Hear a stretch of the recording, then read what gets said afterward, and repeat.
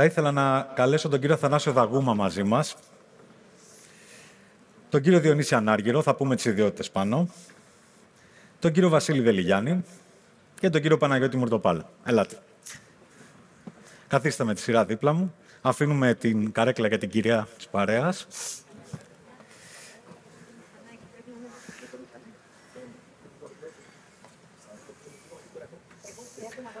Λοιπόν, μέχρι να έρθει η κυρία Σδούκου, να κάνουμε λίγο τις συστάσεις.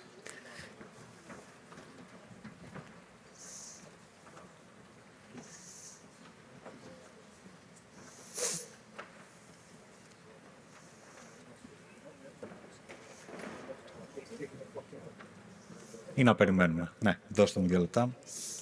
Ξεκινήστε, κύριε Ζάβο. Ξεκινάμε. Ωραία. Λοιπόν, ωραία. Θα συζητήσουμε πάρα πολύ για ενεργειακά θέματα, κυρίως για ΑΠΕ, για φωτοβολταϊκά, αλλά θα το ανοίξουμε και λίγο. Και για αυτό το λόγο σήμερα μαζί μας είναι ο κύριος Αθανάσιος Δαγούμας, αναπληρωτής καθηγητής στην Οικονομική της Ενέργειας και των Φυσικών Πόρων στο Πανεπιστήμιο Πειραιώς. Καλώς ήρθατε. Έχουμε τον κύριο Διονύση Ανάργυρο, Managing Director της Greenvolt Next. Καλώς ήρθατε. Καλώς σας βρήκα. Σε ένα πολύ ωραίο χώρο, όπως συζητάγαμε πριν. Πολύ ωραίο, εντυπωσιακό. Σωστά. Δίπλα του είναι ο Δόκτωρ Βασίλης Δελιγιάννης, Γενικός Διευθυντής της Έννοια. Γεια σας. Καλησπέρα σας. Και κλείνουμε με τον κύριο Παναγιώτη Μουρτοπάλα, CEO της MGD Energy και πρόεδρο του Συνδέσμου Εταιρεών Φωτοβολταϊκών. Καλώς ήρθατε. Καλώς σας βρήκα. Και η κυρία Σδούκου, εκπρόσωπος τύπου της Νέας Δημοκρατίας, όταν είναι έτοιμη θα μας κάνει join. Ας ξεκινήσουμε όμως την συζήτηση. Αυτό το οποίο θέλουμε να θίξουμε πάρα πολύ στο σημερινό Brainstorm Energy είναι αυτό που λέμε το energy efficiency. Δηλαδή, κατά πόσο η ενέργεια μπορεί να είναι αποτελεσματική για όλους μας, για όλο το οικοσύστημα και να φτάνει σωστά στους καταναλωτές και στις επιχειρήσεις. Θα ήθελα λίγο να ξεκινήσουμε για τις επιχειρήσεις. Και η πρώτη ερώτηση σε όλους είναι πόσο μπορεί οι επιχειρήσεις να παραμείνουν ανταγωνιστικές, για σας κυρία Σδούκου, και από μένα, σε ένα περιβάλλον όπου βλέπουμε ότι το ενεργειακό κόστος ανεβαίνει και έχουμε πάρα πολλές συζητήσεις. Είπε και ο κύριος Φίλης πριν, οι προκλήσεις είναι πάρα πολλές. Θα ήθελα να ξεκινήσουμε από τον κύριο Μουρτοπάλα, μέχρι κυρία Σδούκου να είναι έτοιμη.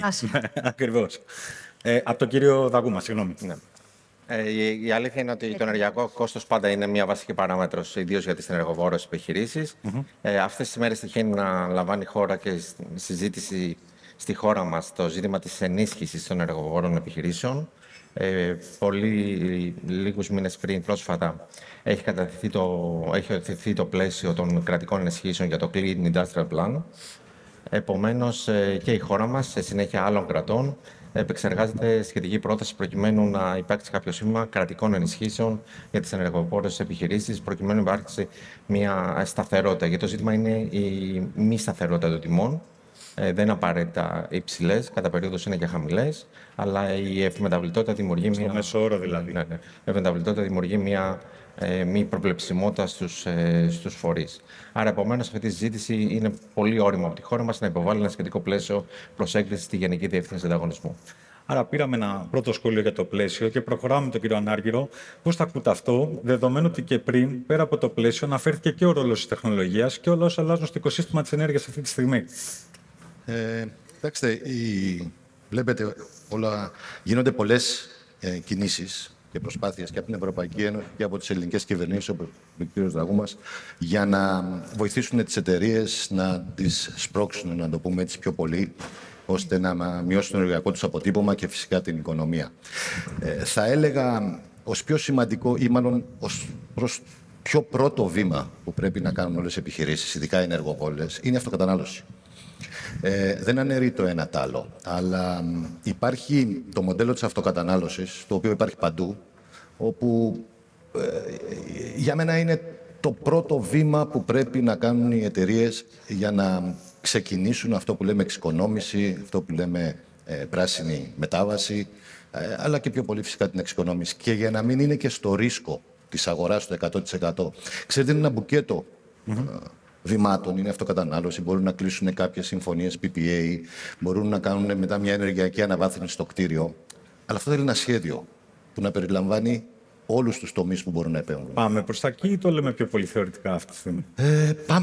Πάμε. Τα νούμερα δείχνουν ότι πάμε. Η ερώτηση είναι, θα μπορούσαμε να πηγαίνουμε καλύτερα, πιο γρήγορα? Πάντα η απάντηση είναι ναι. Υπάρχουν περιθώρια? σε όλα τα πράγματα υπάρχουν περιθώρια. Νομίζω, κύριε Ανάργυρη, υπάρχουν περιθώρια και πάω στον κύριο Δελιγιάννη, ο οποίος έχει μιλήσει πολλές φορές για την ανάγκη να υπάρχει μια ολιστική προσέγγιση. Φαντάζομαι αυτό εννοείται, έτσι. Δηλαδή, πώς θα διαμορφωθεί συνολικά το πλαίσιο για να κάνουμε ένα πρώτο γύρο. Ακριβώς. Καταρχήν, ευχαριστώ πάρα πολύ για την πρόσκληση και συγχαρητήρια για την επιλογή του μέρους, γιατί έχουμε συνηθίσει τα υπόγεια των ξενοδοχείων. Λοιπόν, συμφωνώ απόλυτα με τον κύριο Ανάργυρο. Σίγουρα όλες οι μεγάλες επιχειρήσεις και ειδικά οι πολύ ενεργοβόρες πρέπει να δουν τα θέματα της αυτοκατανάλωσης, αυτοπαραγωγής και αυτοκατανάλωσης. Και δεν μιλάμε μόνο για την ηλεκτρική ενέργεια, αλλά και για τη θερμική ενέργεια, που και αυτή είναι πολύ σημαντική σε αυτές τις βιομηχανίες. Εμείς, ως μελετητές, έχουμε δει αρκετές φορές και συνεργαζόμαστε με τους πελάτες μας, ώστε να τους βοηθήσουμε να δουν ποιες είναι οι πιο αποδοτικές κινήσεις που μπορούν να κάνουν, ώστε να υπάρχει μια ολιστική εξυπηρέτηση των αναγκών τους, τόσο για το αυτοχρονισμό φορτίων, με φωτοβολταϊκά, που σίγουρα θα πει ο φίλος μου ο Παναγιώτης περισσότερα γι' αυτό, με αποθήκευση ηλεκτρικής ενέργειας σε μπαταρίες, αλλά και αποθήκευση θερμικής ενέργειας για το όποτε χρειαστεί. Να. Κύριε Μουρτοπάλα, ας κλείσουμε για το κομμάτι των φωτοβολταϊκών, λοιπόν, για να έρθω στην κυρία Ζδούκου να πάρουμε ένα πρώτο σχόλιο. Να πω ότι ευχαριστώ πολύ που σήμερα συμμετέχω εδώ με την πρόσκλησή σας. Εχθές είχαμε κάποιες ώρες που η χώρα τροφοδοτήθηκε 100% στο ενεργειακό της μείγμα με φωτοβολταϊκά και με αιωλικά. Θα πρέπει να γιορτάζουμε τις επιτυχίες μας και αυτή είναι μια πραγματική επιτυχία της χώρας. Σωστά. Από εκεί και πέρα η απάντηση στο ερώτημα το πώς θα καταστεί ανταγωνιστική η βιομηχανία, η απάντηση δεν μπορεί να είναι μονοσήμαντη.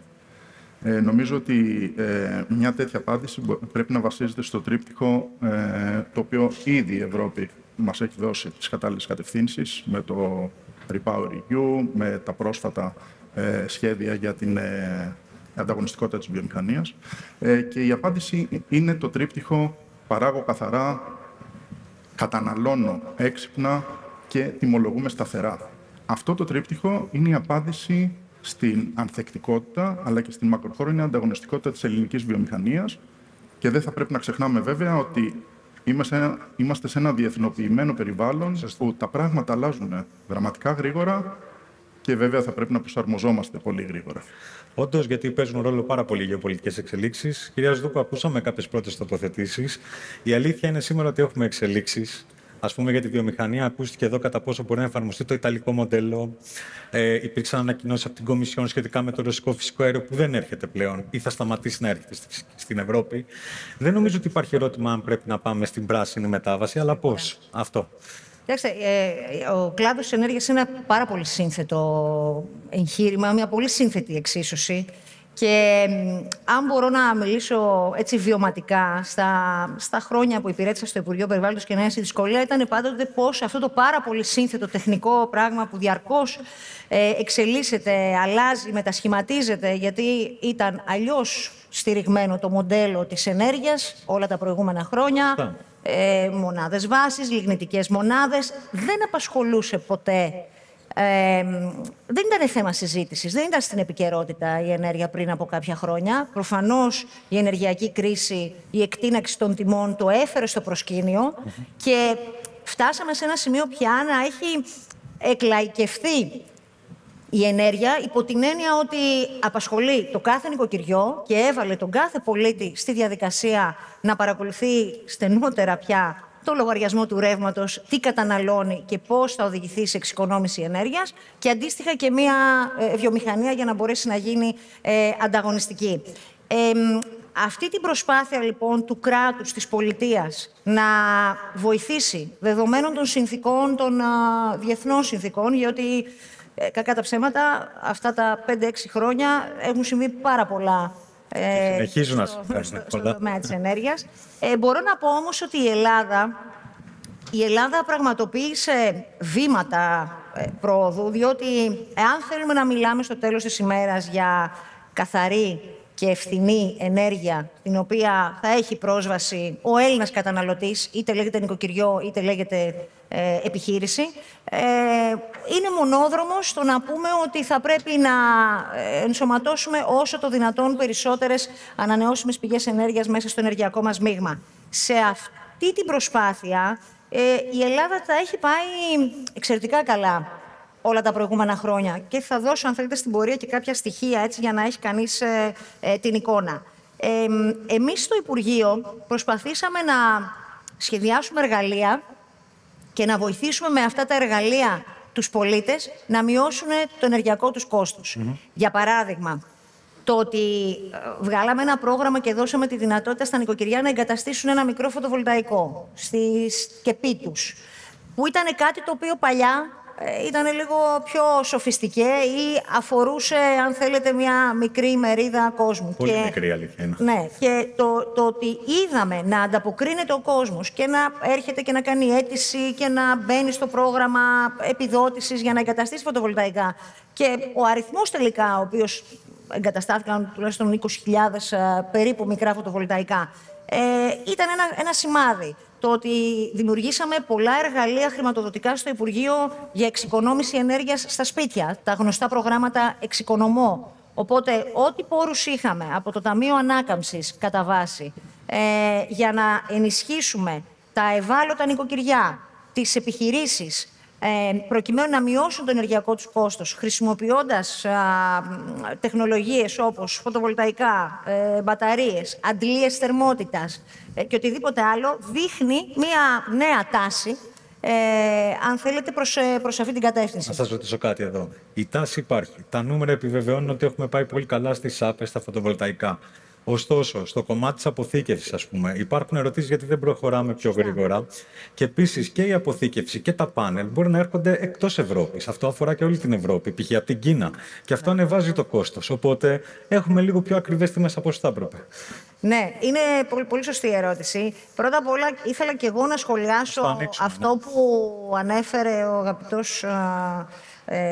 Ο κ. Μουτοπάλας. Ακριβώς, σε σχέση με τη χθεσινή μέρα. Η χθεσινή μέρα, το παρατήρησα και εγώ, μου έκανε τρομερή εντύπωση, ήταν μια μέρα εξαιρετική που θα ευχόμασταν όλοι να έχουμε κάθε μέρα τέτοιες μέρες. Είχαμε την χαμηλότερη χονδρική τιμή του 2025, χθες, που ήταν 34 ευρώ η μεγαβατόρα. Γιατί?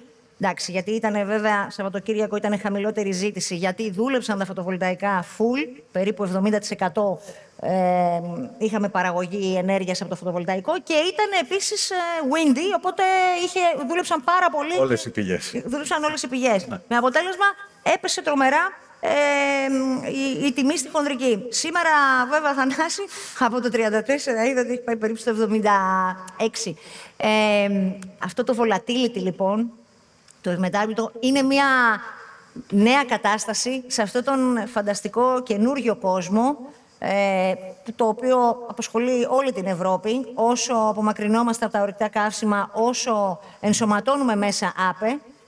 Το ζήτημα, λοιπόν, της αποθήκευσης ενέργειας και του ευμετάβλητου του συστήματος είναι κάτι το οποίο όλες οι χώρες θα πρέπει να το δουν. Σε ό,τι αφορά την αποθήκευση ενέργειας που λέτε, να δώσω λίγο μερικά νουμεράκια που νομίζω έχουν αξία να έχει κανείς στο μυαλό του τη μεγάλη εικόνα. Πού θέλει να πάει η χώρα μας το 2030. Το 2030 λέμε ότι θέλουμε το 80% της ηλεκτρικής ενέργειας στην Ελλάδα να προέρχεται από ΑΠΕ.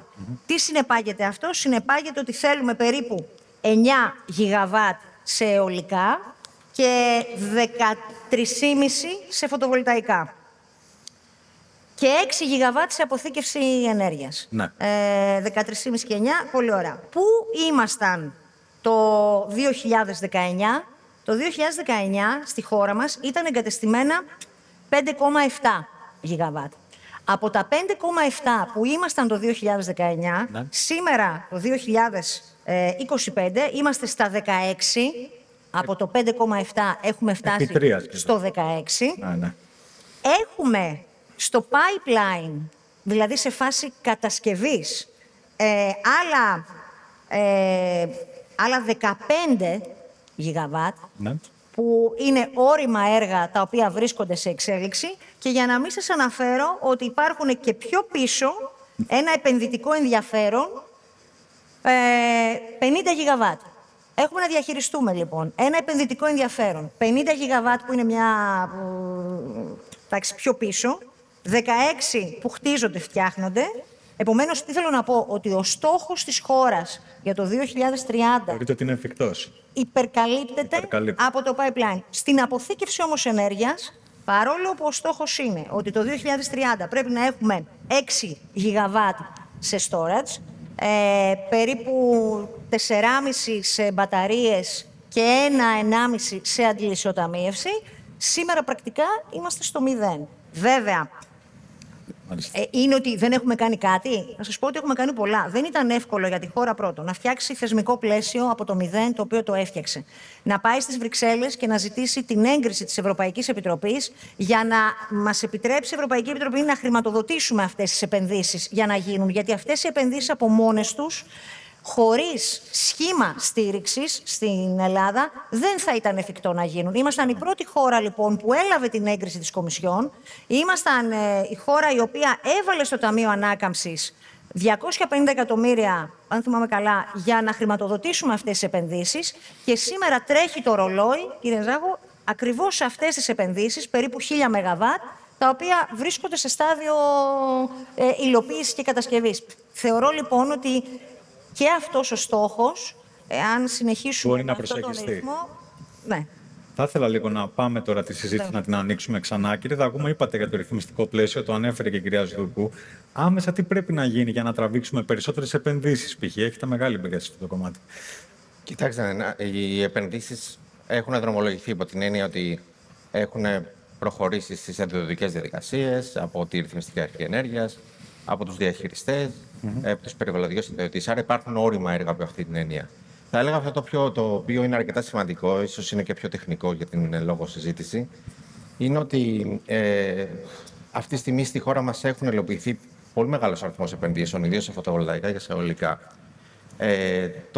Το μείζον θέμα είναι πώς η περαιτέρω διείσδυση των ανανεώσιμων πηγών ενέργειας μπορεί να γίνει με όρους ευστάθειας για το σύστημά μας, έτσι ώστε να αποφευχθούν οποιαδήποτε φαινόμενα όπως έγιναν στην Ιβηρική Χερσόνησο. Άρα, στα πλαίσια αυτά, χρειαζόμαστε ευέλικτες οντότητες. Μία εξ αυτών αποτελούν οι μονάδες αποθήκευσης, αλλά απαιτείται και πολύ σημαντικός ο ρόλος των διαχειριστών, του ΑΔΜΕ και του ΔΔΕ δηλαδή, προκειμένου να εγκαταστήσει έργα τα οποία έχουν ήδη εγκριθεί στα προγράμματα ανάπτυξης από τη Ρυθμιστική Αρχή, όπως είναι STATCOMs, FACTS, όπως είναι σύγχρονους condensers, όπως ή ακόμα και οι μονάδες, τα φωτοβολταϊκά έργα, να μπορούν να κάνουν grid follow, να ακολουθούν δηλαδή το δίκτυο και να μην σε μια μικρή μεταβολή της συχνότητας. Να είναι πιο δυναμικά, να το πούμε. Να είναι πιο δυναμικά στην απόκριση. Άρα, επομένως, δεδομένου ότι έχουμε πετύχει, είναι αληθές ότι έχουμε πετύχει μέχρι στιγμής στην διείσδυση στον ΑΠΕ και στον ανταγωνισμό, είναι αληθές αυτό. Τα επόμενα βήματα πρέπει να γίνονται παράλληλα με πολύ μεγάλη σπουδαιότητα στο ρόλο των διαχειριστών. Άρα σημαίνουν ο ρόλος των διαχειριστών πλέον. Ωραία, πολύ ωραία γέφυρα αυτή. Για να πάω στον κύριο Ανάργυρο. Ας πούμε ότι έχουμε τα νούμερα, έχουμε τις επενδύσεις. Είπατε όμως πριν για αυτοπαραγωγή, αποθήκευση. Υπάρχουν σήμερα συγκεκριμένες λύσεις που να έχουν απήχηση και εφαρμογή στη βιομηχανία? Βεβαίως. Υπάρχει αυτό το net metering που λέμε, το γνωστό, αυτό που έχει επικρατήσει πλέον. Είναι και το πιο δημοκρατικό σύστημα συμψηφισμού. Net billing, συγγνώμη. Έχω μείνει στα παλιά εγώ. Το net billing είναι η μόνη λύση που έχει αυτή τη στιγμή μια επιχειρήση και μια ενεργοβόρα βιομηχανία, η οποία είναι αρκετά καλή, ουσιαστικά χρησιμοποιείται σε όλη την Ευρώπη. Με τη χρήση μπαταρίας φυσικά αυξάνονται περισσότερο, μεγιστοποιείται το όφελος στον πελάτη. Μια παραλλαγή του είναι αυτό που λέμε το net billing, το zero feed-in, δηλαδή η μηδενική έκχυση στο δίκτυο. Και ξέρετε, να τονίσω εδώ κάτι σε σχέση με αυτό που έλεγα για το να το κάνουμε πιο γρήγορα. Αυτή τη στιγμή τα μηνύματα που παίρνουμε από τους πελάτες και τα έργα που υλοποιούμε πηγαίνουν προς το zero feed-in, προς τη μηδενική έκχυση. Γιατί? Λόγω των προβλημάτων που ακόμα έχει το δίκτυο, το capacity του δικτύου και η χωρητικότητά του.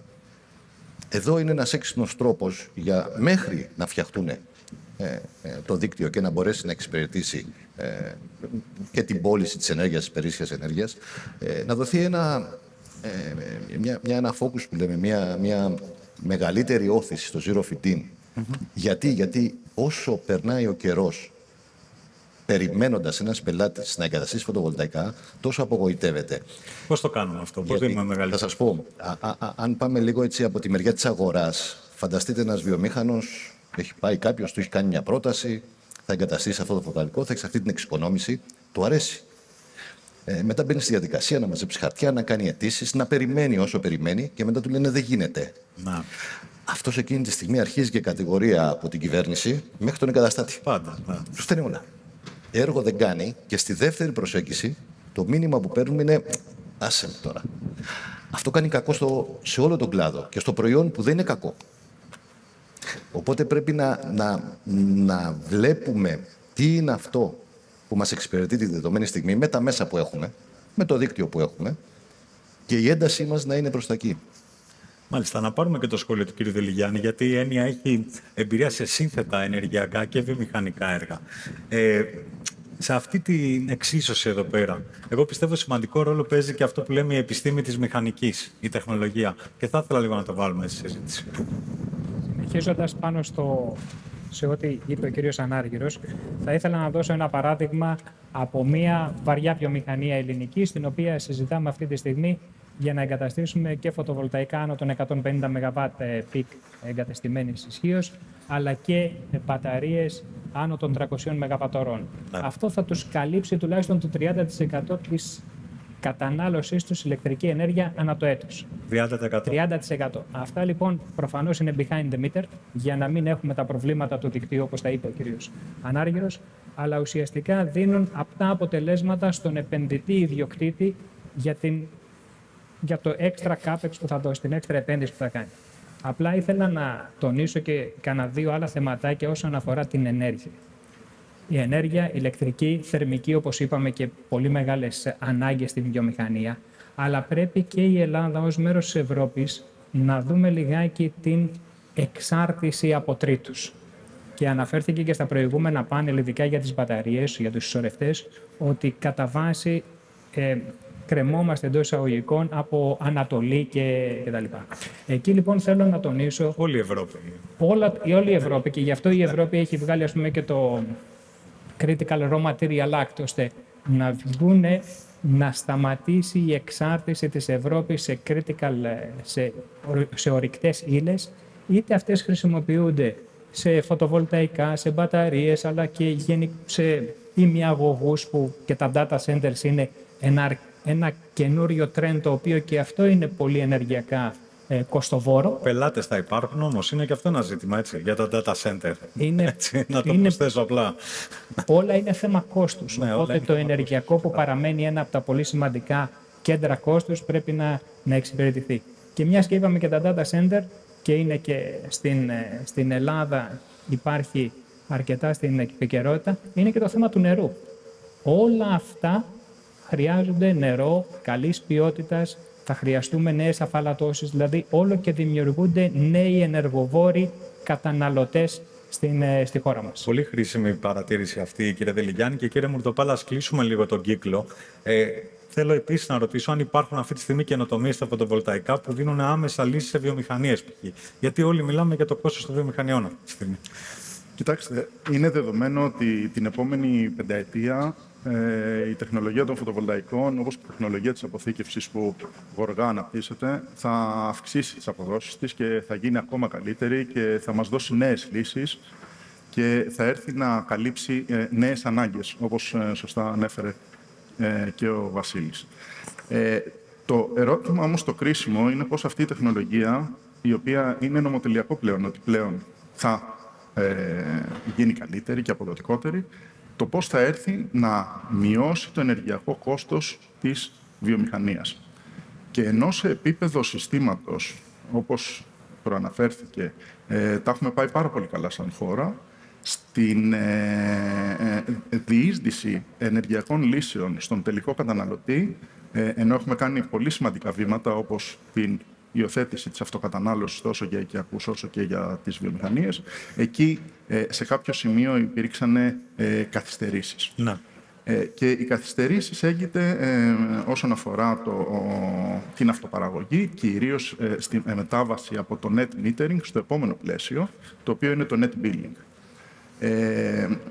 Σίγουρα είναι ένα διαφορετικό πλαίσιο, αλλά η επιτάχυνση αυτής της μετάβασης από τη μία πλευρά που ήταν το net metering και δημιουργούσε στρεβλώσεις που έχουν υποθεί αρκετές φορές. Στην πλευρά της αυτοκατανάλωσης, με πραγματικούς όρους, με όρους 15 λεπτού και με όρους πραγματικής κατανάλωσης μιας βιομηχανίας, εκεί η καθυστέρηση δημιούργησε ένα gap στην αγορά που πρέπει με ταχύτητα πλέον, αν θέλουμε να συνεχίσουμε να είμαστε πρωταγωνιστές, να το κλείσουμε. Ωραία, και γυρίζω στην κυρία Ζδούκου. Δεν ξέρω αν θέλετε να κάνετε ένα σχόλιο για όλα αυτά που έχετε ακούσει. Ακούμε πάρα πολύ ενδιαφέρον. Σίγουρα η λύση είναι όλες οι επιχειρήσεις, το ξέρω, αποζητούν τη λύση της αυτοπαραγωγής, του net billing. Και καταλαβαίνω απόλυτα αυτό που λέτε, ότι μπαίνει στη διαδικασία ο επιχειρηματίας, απευθύνεται σε ένα σύμβουλο, ετοιμάζει το φάκελο, τα χαρτιά του, όλα φτάνει στην πηγή και του λέει πηγή, δεν μπορώ να σε αδειοδοτήσω, δεν μπορώ να σου επιτρέψω.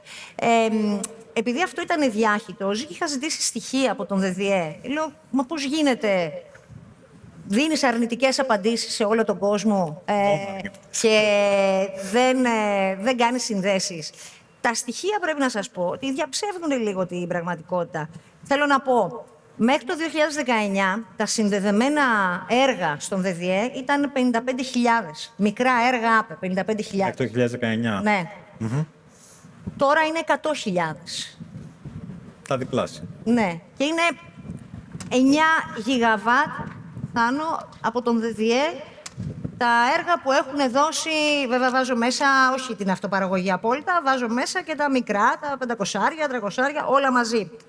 Αυτό ως στοιχείο δείχνει ότι δόθηκαν όροι σύνδεσης. Βεβαίως όμως, και ερχόμαστε στη συζήτηση για το δίκτυο, το δίκτυο πράγματι δεν κινείται με την ίδια ταχύτητα με την οποία υπάρχει αυτό το ενδιαφέρον. Έκανε η Euroelectric μία μελέτη που λεγόταν Grids for Speed, που έλεγε τι επενδύσεις πρέπει να γίνουν στα δίκτυα. Αυτό αφορά σε όλες τις χώρες. Και έλεγε ότι πρέπει να διπλασιαστούν οι επενδύσεις από 33 δισεκατομμύρια που είναι σήμερα, πρέπει να φτάσουμε στα 67 δισεκατομμύρια. Συνολικά ως Ευρώπη, αλλά έρχομαι και στην Ελλάδα. Τι σημαίνει αυτό? Σημαίνει ότι πρέπει το κομμάτι της ψηφιοποίησης των δικτύων, έξυπνοι μετρητές, όλα αυτά, ο εξυγχρονισμός του δικτύου, τα νέα φορτία λόγω των περισσότερων ΑΠΕ, για να μπορέσει να ανταποκριθεί το δίκτυο. Το γεγονός ότι έχουμε έναν εξηλεκτρισμό, δηλαδή έχουμε φορτιστές πια, έχουμε ηλεκτρικά αυτοκίνητα, πιέζει και αυτό ακόμη περισσότερο. Να μην αναφέρω το κομμάτι της ανθεκτικότητας των δικτύων λόγω της κλιματικής αλλαγής. Με δεδομένο αυτό, λοιπόν, ότι απαιτούνται αυτά τα κεφάλαια, ερχόμαστε στην Ελλάδα.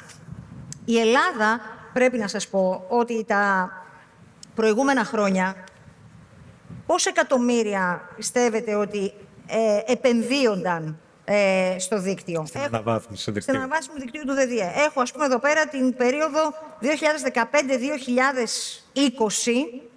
Ήταν μέσος όρος περίπου 185 εκατομμύρια το χρόνο.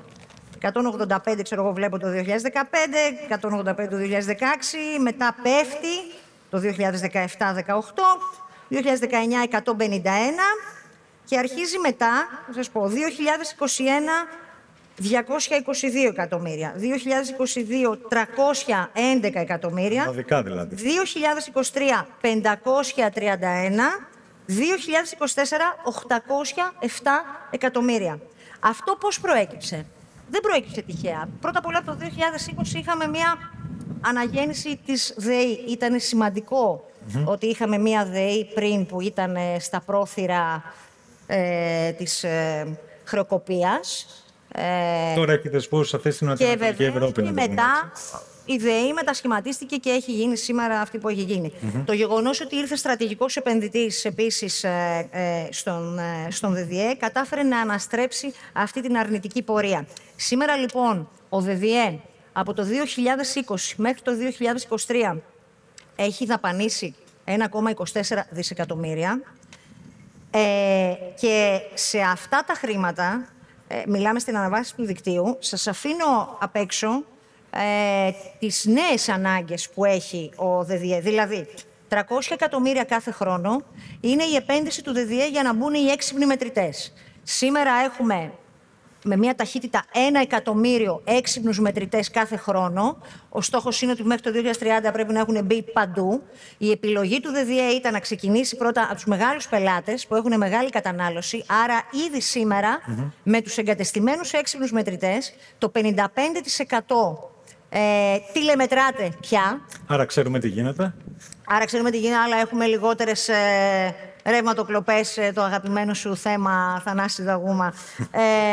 Λοιπόν, 300 εκατομμύρια. Χρειαζόμαστε για τις υπογειοποιήσεις σε δασικές περιοχές άλλα χρήματα.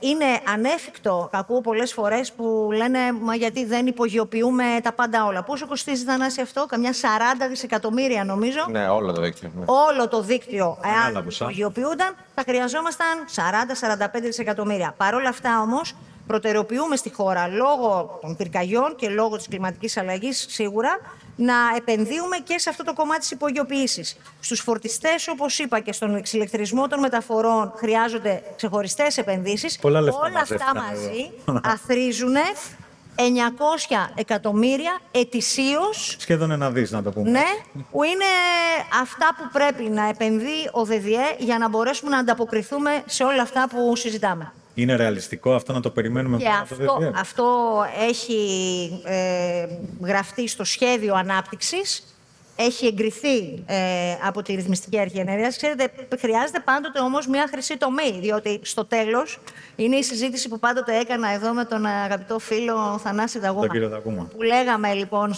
στο Υπουργείο, ναι, να γίνεται, γιατί οι ανάγκες είναι πολλές, πρέπει να γίνεται ταυτόχρονα και λελογισμένα για να μην το υπομίζεται ο Έλληνας καταναλωτής. Για να μην βλέπει ο Έλληνας καταναλωτής χρόνο με το χρόνο το λογαριασμό του ρεύματός του στο κομμάτι λοιπόν, των δαπανών γι' αυτό. Άρα είναι δύσκολη λοιπόν η άσκηση. Η άσκηση, και στην εξίσωση αυτή παίζει ρόλο και η τεχνολογία. Ας πούμε, θυμάμαι ο ΔΔΕ για να μπορέσει να χτυπήσει την απώλεια ρεύματος στην κλοπή, χρησιμοποίησε και λύσεις από ελληνικές startup, υπήρχαν διαγωνισμοί και έχει προχωρήσει αρκετά αυτό το κομμάτι. Η αλήθεια είναι ότι οι Έλληνες διαχειριστές έχουν εξυγχρονιστεί. Θα ήθελα να συμπληρώσω στο σχόλιο της κυρίας Δούκου ότι το σύνολο των επενδύσεων έρχεται από διάφορες ανάγκες. Έρχεται από τις ανάγκες τόσο εξυγχρονισμού του ίδιου του δικτύου, ψηφιοποίησης, αλλά και κάλυψης νέων αναγκών. Αυτή τη στιγμή η χώρα μας προχωράει ένα πολύ φιλόδοξο πρόγραμμα cold ironing ή short-side electricity, άρα εξηλεκτρισμός των λιμένων της χώρας. Επίσης έχει ένα φιλόδοξο πρόγραμμα data centers, πολύ μεγάλο ενδιαφέρον για μονάδες data centers, για AI στη χώρα μας.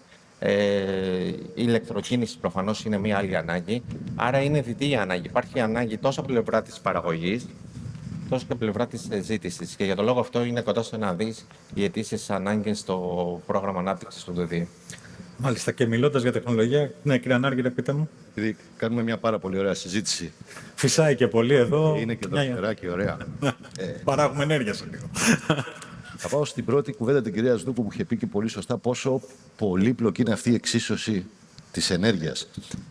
Και με τα νούμερα που είπε, αυτά είναι πραγματικά τα νούμερα. Άμα το δούμε λίγο διαφορετικά, μέσα σε αυτά τα νούμερα είναι και οικιακά φωτοβολταϊκά, σκόρπια. Πιο εύκολο να συνδεθούν και πιο μικρά. Αν πάμε σε επιχειρήσεις, είναι πιο μαζεμένες. Και μια μεγάλη επιχείρηση μπορεί σε μια ΒΠ να πάρει όλο το χώρο και να μείνουν οι άλλες. Είμαστε σε σωστή κατεύθυνση, το έχουν καταλάβει όλοι. Απλά αυτό που λέμε είναι αν μπορούν να γίνονται πιο στοχευμένες ενέργειες για την κατάσταση που είμαστε σήμερα. Αυτό δεν σημαίνει ότι δεν μπορεί να αλλάξει αύριο. Δηλαδή, για τώρα, για τη μηδενική έχηση δεν βλέπουμε άλλη λύση. Δηλαδή, άμα γίνει πιο speed-up η διαδικασία, πιο γρήγορη, πιο απλή, θα μπορέσουν περισσότεροι επιχειρηματίες να έχουν αυτά τα ωφέλη. Μόλις το δίκτυο μεγαλώσει, σαφώς αυτή είναι η λύση. Μπορούν να πάνε. Θυμάστε, κυρία Σδούκου, μαζί ήμασταν στο Υπουργείο για τις υπουργικές αποφάσεις. Ακόμα περιμένουμε. Δεν σας το λέω για μούμφι προς Θεού. Είναι θέμα προτεραιοτήτων, είναι θέμα χίλιαριο, τα καταλαβαίνουμε. Αλλά κάποια στιγμή κάτι πρέπει να ξεκολλάει.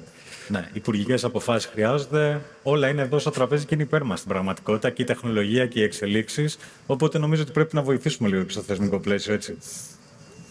Βοηθάνε. Βεβαίως. Απλά να βοηθήσουμε πιο στοχευμένα εμείς από τη μεριά μας. Γιατί υπάρχει και κάποιος άλλος στον κλάδο της ενέργειας, από τη μεριά του ζητάει κάτι άλλο. Κατανοητό. Κύριε Ανάργυρε, νομίζω καταγράφηκε. Να κλείσουμε με ένα σχόλιο και από τον κύριο Δελιγιάννη και τον κύριο Μουτοπάλα, έτσι για να ολοκληρώσουμε σιγά-σιγά και τη συζήτησή μας.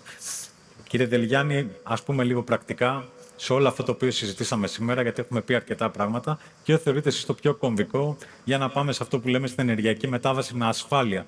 Μην ξεχνάμε και την ασφάλεια σαν όρο και ενεργειακά και ευρύτερα. Λοιπόν, κλείνοντας λοιπόν σε αυτό, γιατί όπως είπατε πράγματι ακούστηκαν πολύ ενδιαφέροντα θέματα, το σίγουρο είναι ότι στα επόμενα χρόνια οι ενεργειακές ανάγκες κυρίως ηλεκτρισμού θα είναι όλο και μεγαλύτερες, όλο και περισσότερες, για τις μετακινήσεις, για παραγωγή πράσινου υδρογόνου, για ό,τι έχει, όλους τους στόχους που έχει βάλει και η Ευρώπη και η Ελλάδα. Οπότε πρέπει να βασιστούμε σε δίκτυα, σε έξυπνα δίκτυα, ώστε να μπορέσουμε όλοι να έχουμε αυτή την καθαρή ενέργεια κοντά στον χρήστη, αλλά και με μία ασφάλεια η οποία θα μπορεί να έχει μία σταθερότητα και στις τιμές και σε σταθερότητα του δικτύου, ώστε να μπορέσουν όλοι να νιώσουν αυτή την ασφάλεια και να επενδύσουν σε αυτό. Εντάξει, και μιλώντας για ασφάλεια, κύριε Μουτοπάλα, το έχετε ξαναπεί έτσι για να κλείσουμε τον κύκλο. Υπάρχει κλιματική αλλαγή. Πλέον δεν μπορούμε να προσδιορίσουμε και εύκολα ποιο είναι το κόστος από όλα αυτά που συμβαίνουν κάθε χρονιά. Και υπάρχουν και γεωπολιτικές εξελίξεις. Σε όλο αυτό το κομμάτι, κάθε μέρα έχουμε αλλαγές. Πώς μπορούμε να μιλάμε για ασφάλεια, ακόμα και εδώ? Κοιτάξτε, ο σχεδιασμός και η στρατηγική είναι αλληλένδετα σε κάθε περίπτωση και με τις γεωπολιτικές εξελίξεις, αλλά και με την κλιματική αλλαγή. Και αυτό γιατί συμβαίνει? Διότι και η κλιματική αλλαγή και οι γεωπολιτικές εξελίξεις δημιουργούν κρίσεις. Οι κρίσεις, λοιπόν, αναδιατάσσουν τον σχεδιασμό και τη στρατηγική. Αυτό το οποίο μπορείς να κάνεις είναι να μειώσεις την επίδραση που έχουν αυτές οι κρίσεις πάνω στην ανταγωνιστικότητά σου. Και αυτό γίνεται είτε με την απεξάρτηση από τα ορυκτά καύσιμα, την ενίσχυση των υποδομών σου, τόσο σε επίπεδο φωτοβολταϊκών, αιωλικών ή μονάδων αποθήκευσης και όλων των άλλων εναλλακτικών πηγών. Το δεύτερο, το οποίο πρέπει να διατηρήσεις στην περίοδο των ετών, και δεν είναι καθόλου εύκολο, είναι η στρατηγική του πρωταγωνιστή.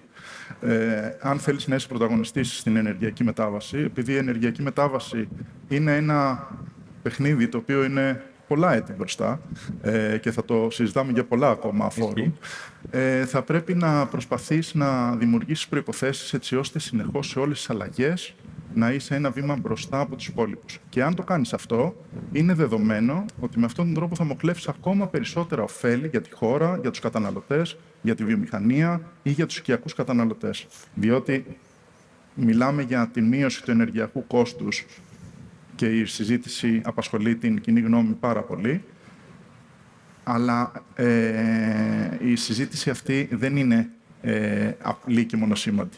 Θέλει δράσεις παντού, από το οικιακό φωτοβολταϊκό, όπως ανέφερε η κυρία Ζώκου πριν, μέχρι τη βιομηχανία, μέχρι το ενεργειακό μείγμα, το οποίο έρχεται να ισορροπήσει. Ωραία, και αφού έχω την κυρία Ζώκου εδώ, να εκμεταλλευτώ τα 2 τελευταία λεπτά για 2 σχόλια. Αρχικά συζητήθηκε πάρα πολύ το θέμα της Ευρών, οπότε θα ήθελα ένα σχόλιο για το τι σημαίνει αυτό και για την Ελλάδα συνολικά. Και επίσης, κατά πόσο θα μπορούσε να λειτουργήσει μια επιδότηση ή μια πιο σταθερή μέση τιμή για τις βιομηχανίες, τουλάχιστον για 3 χρόνια. Για το δεύτερο, ξέρω ότι σήμερα υπάρχει και μία σύσκεψη που γίνεται στο Υπουργείο Ανάπτυξης και Υπουργείο Ενέργειας για να συζητήσουν για το κόστος. Ας περιμένουμε να δούμε τα αρμόδια υπουργεία, ναι, και η κυβέρνηση τι έχει να πει ως προς αυτό. Κοιτάξτε, για την Σεύρον, νομίζω αν απευθυνθούμε στο ελληνικό κοινό και ρωτήσουμε αν θα θέλαμε στη χώρα μας να δούμε, εν πάση περιπτώσει, αν η Ελλάδα διαθέτει ή δεν διαθέτει. Πολλών χρόνων συζήτηση, έτσι. Ναι, είναι μια συζήτηση εδώ και πάρα πολλά χρόνια που βεβαίως είναι ένα πολύ δύσκολο εγχείρημα και είναι πάντοτε εξαρτάται από πάρα πολλούς παράγοντες. Ακούω καμιά φορά που λένε γιατί καθυστερήσατε, γιατί οι συνθήκες στον COVID ήταν εντελώς διαφορετικές, η τιμή του πετρελαίου είχε πέσει, οι πετρελαϊκές εταιρείες δεν επένδυαν σε όλα αυτά. Παρ' όλα αυτά, η κυβέρνηση της Νέας Δημοκρατίας σε αυτή την εξαετία αυτό που έπρεπε να υλοποιήσει, δηλαδή να κάνει ένα εκτεταμένο πρόγραμμα σεισμικών ερευνών. Δεν είχαμε ποτέ στη χώρα μας τόσο εκτεταμένο και πυκνό πρόγραμμα σε σεισμικές έρευνες, διάστατα, τρισδιάστατα, γεωφυσικές, για να μπορείς, εν πάση περιπτώσει, να έχεις χαρτογραφημένο όλο το θαλάσσιο, όλη τη θαλάσσια επικράτεια και να ξέρεις αυτά είναι πολύτιμα στοιχεία για να μπορέσεις να προσελκύσεις το ενδιαφέρον και παίρνουν χρόνο. Η κυβέρνηση λοιπόν τα υλοποίησε και σήμερα βρισκόμαστε στην συγκυρία όπου έχουμε τους κολοσσούς, τις αμερικανικές εταιρείες. Βεβαίως και πάλι, επειδή εντάξει, δεν μας αρέσει, ξέρετε, να πανηγυρίζουμε, είναι σημαντικό το ότι υπάρχει ψήφος εμπιστοσύνης δύο παγκόσμιας κλάσης πετρελαϊκών εταιριών που βρίσκονται στη χώρα μας. Αυτό κάτι λέει, κάτι δείχνει. Αλλιώς δεν νομίζω ότι θα ερχόντουσαν έτσι αν δεν έβλεπαν και την επιχειρηματική διάσταση, την εμπορική διάσταση. Φαντάζομαι ότι δεν έρχεται κάποιος να επενδύσει κάπου σε μια δραστηριότητα που είναι τόσο μεγάλης εντάσεως σε κεφάλαια. Θέλει τεράστια κεφάλαια. Ακριβώς. Και έχει σίγουρα και την γεωπολιτική διάσταση. Η υποχρέωση, θεωρώ, της πολιτείας κυβέρνησης είναι να διευκολύνει τους επενδυτές για να φτάσουν όσο πιο γρήγορα γίνεται σε αυτό που όλοι αναμένουμε, που είναι πότε με το καλό θα γίνει στη χώρα μας μια πρώτη ερευνητική γεώτρηση. Άρα εμείς χρειάζεται να κάνουμε να διευκολύνουμε θεσμικά, διοδοτικά, με ό,τι απαιτείται, περιβαλλοντικά. Να στρώσουμε τον δρόμο. Ναι. Έτσι. Ωραία. Με αυτό το σχόλιο νομίζω ότι καταφέραμε και είπαμε αρκετά πράγματα στον χρόνο που είχαμε στη διάθεσή μας. Να σας ευχαριστήσω όλους για τη συμμετοχή σας εδώ και να ετοιμάζετε τον κύριο Σευθυνίου αφού βγάλουμε τις πολλές καρέκλες. Να είστε καλά. Ευχαριστούμε πολύ. Ευχαριστώ.